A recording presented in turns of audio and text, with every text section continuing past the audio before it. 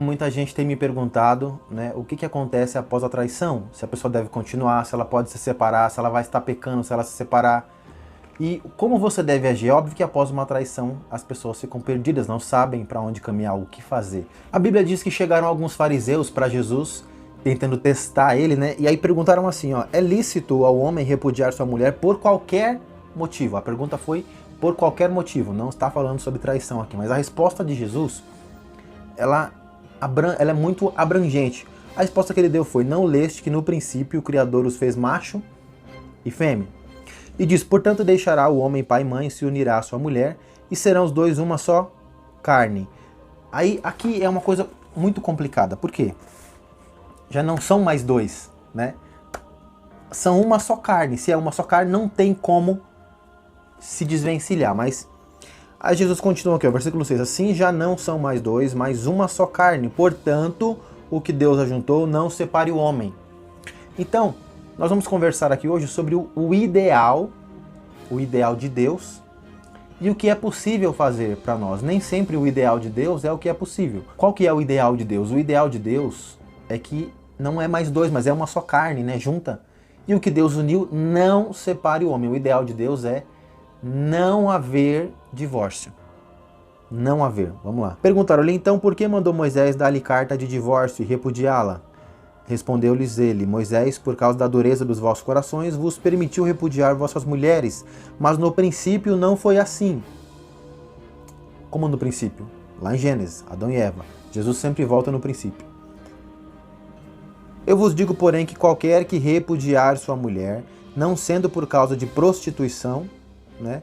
Algumas traduções falam relações sexuais ilícitas, fornicação. Eu vou te explicar o que significa isso aqui. E casar com outra comete adultério. E o que casar com a repudiada também comete adultério. Então, o que são essas relações aqui ilícitas, né? Ou fornicação? Na lei, isso aqui que Jesus está falando, essas relações aqui, não é basicamente sobre a traição, sobre o adultério. Por quê? Porque na lei o adultério, quando ele é pego no flagra, a punição dele era a morte, era a pena capital, né? Se houvesse testemunhas, né? A pena era a morte. Se não houvesse testemunhas, a lei diz assim, que viria sobre a pessoa que foi traída, né? Se fosse o homem, né, que fosse traído, viria sobre ele um espírito de ciúmes. Eu achei isso muito interessante, um espírito de ciúmes viria sobre o homem. Que coisa interessante, né? Provavelmente ali, não sei se da parte de Deus ou da parte do inimigo, um espírito iria ficar na sua orelha ali, ó, tá te traindo, um espírito de ciúme. Aí o marido levaria a sua mulher ao sacerdote, o sacerdote, né, com uma oferta na mão, onde ela iria apresentar uma oferta a Deus. O sacerdote ali ia pegar um pouco de terra, certo? Ali que ficava dentro do templo, ou na época que era tenda, né? Ia pegar a terra de dentro do santuário, ia colocar na água, e ia orar, ia consagrar aquilo a Deus. E a mulher ia tomar aquela água com a terra do tabernáculo. Se ela realmente tivesse traído o seu marido, o texto diz que o seu ventre ia inchar, sua barriga ia ficar inchada, e ela ia ficar estéril, não ia mais poder ter filho, né? Mas se ela não traiu, o seu marido estava tendo ciúmes por causa dele mesmo, Deus receberia a oferta dela e aquela água, né, que é chamada ali de água amarga, não ia lhe causar nada. E aquela oferta, né, que a mulher levou, né, tanto o homem quanto a mulher levou uma oferta, era porque sentir ciúme do seu cônjuge, ali, né, é uma espécie de acusação. Então, para eles não ficarem impuros diante de Deus, era levado ali uma oferta pelo ciúme. Olha que interessante. Se o ventre da mulher ali ficou inchado e ela não podia ter filho, né, o marido podia se divorciar porque houve ali o adultério. Mas o que é essa relação aqui ilícita que Jesus falou? Era o seguinte, o casamento da época, o que você precisa entender na época, o adultério, a punição era a morte. Então essa relação ilícita era a consumação do casamento, era feita uma festa, o casamento era uma festa que durava 7 dias, né? E ele só era consumado com a relação. Então marido e mulher entravam ali no quarto, toda a família do marido e e da mulher ficavam do lado de fora aguardando. Porque só após a relação é que era consumado, era colocado um pano branco debaixo da mulher, né? E após ali a relação, o sangue que saiu dela, do rompimento ali do ímen, né?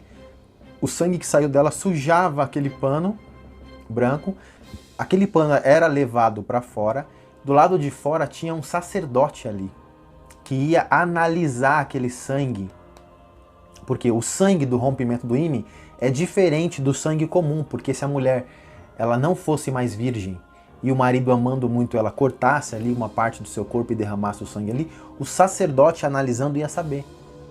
Então, se na hora ali, né, da consumação do casamento fosse constatado que a mulher não era virgem, né, quer dizer, ela teve relações antes do casamento, ela não era mais virgem, o marido ali podia falar, não, está cancelado. Então ali aconteceria o divórcio no ato do casamento. É isso que Jesus está dizendo aqui nesse texto.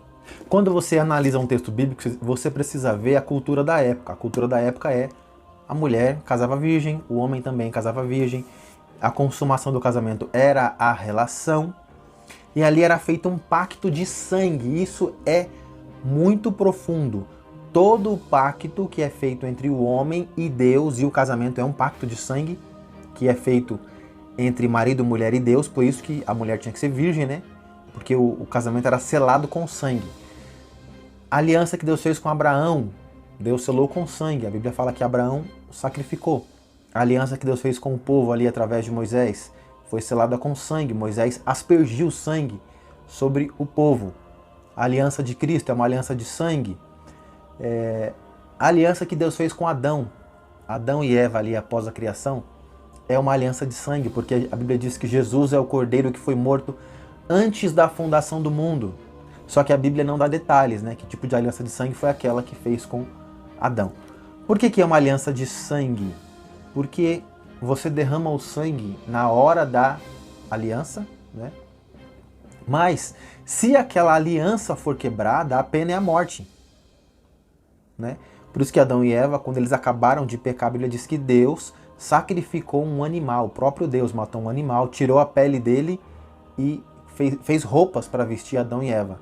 Aquele animal simbolizava ali Jesus, que era o que iria pagar o preço, né? Mas toda aliança de sangue só se quebra com a morte. É por isso que a palavra diz que só se está livre do casamento na morte. É até que a morte os separe. E é por isso que no Antigo Testamento o adultério também era punido com a morte. A pessoa tinha que ser apedrejada. Então, se você foi traído, o que você pode fazer? A Bíblia te dá a autorização para o divórcio. Aquele que foi traído tem autorização para o divórcio. E pode se casar de novo. A pessoa que traiu, pela Bíblia, não tem autorização para casar de novo. Se casar de novo, adultera, e quem casar com a pessoa que traiu, né, também vai estar em adultério. Então, e se não houve traição? Se não houve traição, mas eu não gosto mais daquela pessoa, posso me separar? Perguntaram para Jesus, por qualquer motivo pode? Jesus falou, não. Aquilo que Deus uniu, não separe o homem, não são mais dois, são um só. Se você se separar por qualquer motivo, a Bíblia diz que você tem que ficar sozinho até a vinda do Senhor. O apóstolo Paulo também fala a mesma coisa lá em Coríntios 7, né? Fique sozinho ou volte para o marido ou para a mulher. É assim, gente. Eu vou perder a minha salvação se eu casar de novo? A Bíblia não dá essa informação, né? É Deus quem vai julgar, mas a Bíblia diz que os adúlteros não herdarão o reino dos céus, não é? Então, você corre aí um grave risco. Você precisa entender também ali na Bíblia que existe não só a salvação, mas tem um reino, né? Você pode ser salvo, porque a salvação é pelo sangue de Cristo, mas no reino você vai perder ali o galardão, não é? E o governo. O que é o reino? Quando Jesus voltar, ele vai governar a terra por 1000 anos. É um milênio de Cristo, está lá em Apocalipse. E os santos, a sua igreja, o seu povo, vai ali passar pelo tribunal de Cristo. Depois eu faço um vídeo sobre isso. E pelo tribunal de Cristo ele vai passar pelo fogo e ali ele vai receber o seu galardão. E entre os galardões tem o galardão de governo, são muitos galardões. Mas aquele que não se santificou, que as suas obras não foram boas ou que não produziu nada para Deus, não vai receber nada e não vai conseguir nem entrar na cidade santa. Vai ficar do lado de fora ali, né? E tem as punições também no reino, né? Além de não poder entrar, de não receber nada, vai ser punido. Tem punições. Mas outro dia a gente conversa sobre isso. E aquela pessoa que se divorciou por qualquer motivo e casou de novo, né, pode não perder a salvação, mas quando chegar no reino vai ter que acertar as contas com Jesus, né? E pode ser punido por causa disso. Mas depois eu vou fazer um vídeo especificamente sobre isso aí. Mas qual é o ideal? O ideal de Deus é, mesmo que você foi traído ou traída, perdoe, porque aquilo que Deus uniu não separe o homem. O ideal é que perdoe, é que continue. Ah, mas e se você é uma mulher e apanha do seu marido? Por segurança, se divorcie. Posso casar de novo? Né? Poder? Pode, mas o reino lá, o galardão do reino, não é? Você precisa pensar nisso, porque você pode, casando de novo, sem ser por relação sexual ilícita, você pode estar ali cometendo um adultério e vai perder o galardão lá no reino milenar de Cristo. Aí tem muita gente que fala, então eu vou adulterar porque aí eu tenho motivo para separar. Mas aí você já vai estar sendo um adúltero, não é? Antes de divorciar, vai perder o galardão lá de novo. O que eu faço? Luta pelo casamento, ora pela pessoa, jejua, busca Deus, faz como diz lá o apóstolo Paulo, né, que o marido santifica a mulher ou a mulher santifica o marido. Né? Outro dia, se vocês quiserem, comenta aí, a gente fala sobre isso. Agora, sobre perdoar uma traição, tem muitas coisas que você tem que considerar, né? Existe o erro e existe a decisão. O que é o erro? Você, num determinado dia, em alguma situação, você estava frágil, tinha brigado com o seu parceiro, tinha brigado ali, e no trabalho, em qualquer lugar, você conheceu alguém ali, te seduziu e tal, você acabou indo e tendo relação. Foi um erro. O que é um erro? Você estava frágil, foi seduzido e teve relação, e após aquilo se arrependeu muito amargamente, e está muito arrependido, e nunca mais vai fazer aquilo. Isso é um erro. A pessoa que vai te perdoar, né? Se você foi traído, você tem que analisar isso. É um erro? O que é uma decisão? A pessoa teve tempo de pensar, teve tempo de analisar e traiu. E depois continuou traindo, 1, 2, 3 vezes, continuou. Tem gente que fica anos traindo. Foi uma decisão, a pessoa analisou e decidiu. Porque quando uma pessoa decide trair, ela corre o risco de perder você. Se você descobrir, corre o risco de perder. Ela analisou isso, então ela já não estava mais gostando tanto, não estava mais te amando, porque ela, se acontecer da pessoa descobrir, eu vou perder, e não vou perder tanto mesmo, né? A pessoa vai lá e trai. Então, por que você tem que analisar isso? Porque se a pessoa decidiu te trair e continuou decidindo outras vezes, é porque não gosta de você. E aí quando você perdoa uma pessoa assim, você corre um risco muito grave dessa pessoa continuar traindo depois. Sabe? Por quê? Porque a pessoa vai pensar assim, se eu trair, a pessoa me perdoou, se eu fizer de novo, ela vai perdoar de novo. Então já não tem mais amor, já não tem mais respeito. Eu sei que quem é traído, no momento ali, só quer continuar com a pessoa, só quer continuar com a família para amenizar a dor que está sofrendo, mas você pode estar semeando uma dor maior lá na frente. Esse é o perigo, então você tem que analisar. Como é que você perdoa uma traição? É quando é um erro, não é uma decisão contínua, né, da pessoa. E quando o arrependimento dela é tão escandaloso quanto a traição. É aquela pessoa que se arrepende mesmo, chorando, se humilhando, e ela decide realmente buscar a Deus, buscar um conserto. E ela faz como diz João Batista, ela produz frutos dignos de arrependimento. Tem que dar o fruto do arrependimento, porque a traição, ela rompe uma relação, né? A pessoa vai ter que conquistar você de novo.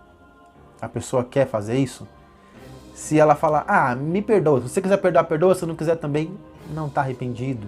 A traição, ela habilita espíritos malignos para entrar na pessoa, através da relação. Eu já falei sobre isso.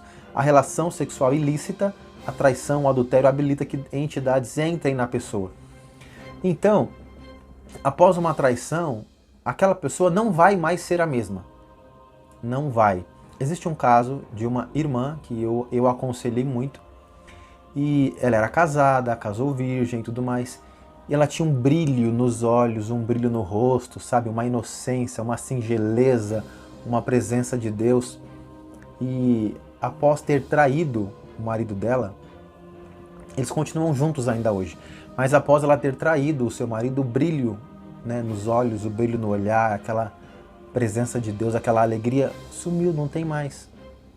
E Deus já me mostrou em visões várias vezes a pombagira nela, dentro dela, aí, usando ela de algumas formas. Eu já falei com ela sobre isso, já alertei, porque o adultério possibilitou que entidades entrassem. A pessoa que é crente vai ser difícil conseguir orar, conseguir cultuar, conseguir servir a Deus por causa dessa contaminação dos espíritos. Tem que haver um desejo muito grande da parte da pessoa de realmente ter disciplina para buscar Deus, para orar, para se consagrar, para preencher o corpo dela com o Espírito Santo, para que aquele espírito maligno que entrou saia, né, através do Espírito Santo. Esse tipo de entidade que entra através do sexo, não adianta colocar a mão na cabeça, não vai sair, porque eles não estão manifestados. Eles estão escondidos dentro da pessoa, tentando manipular suas ações. Então, tem que se encher do Espírito Santo. Tem que se encher de Deus para essa entidade sair. Se você foi traído, saiba, o seu cônjuge não vai ser mais o mesmo. Tem entidades demoníacas e a outra pessoa, além do arrependimento, tem que haver ali uma disciplina de querer realmente buscar Deus. Porque você vai perceber, a pessoa muda. Essa irmã que eu falei aqui, antes, né, dela cometer o adultério, se vestia muito bem, né, como uma serva de Deus, não usava maquiagem, não usava brinco. E depois da traição, as roupas mudaram, né, começou a se maquiar mais. Foi ela que traiu, mas há uma certa influência dos espíritos. Eu não estou dizendo que todo mundo que se maqueia está sob a influência de espírito. Não é isso. O que eu estou dizendo é que há uma influência. E tudo isso tem que ser pesado. O ideal é que você perdoe. Mas você tem que analisar se vai valer a pena. Se a pessoa está escandalosamente arrependida, com lágrimas, com pranto, com humilhação, se ela realmente está decidida a buscar a Deus de verdade para se libertar de todo o mal, se ela produz frutos de arrependimento e se ela quer realmente edificar novamente a relação em Deus. Tudo isso tem que ser analisado, tá certo? Fica na paz e até o próximo vídeo.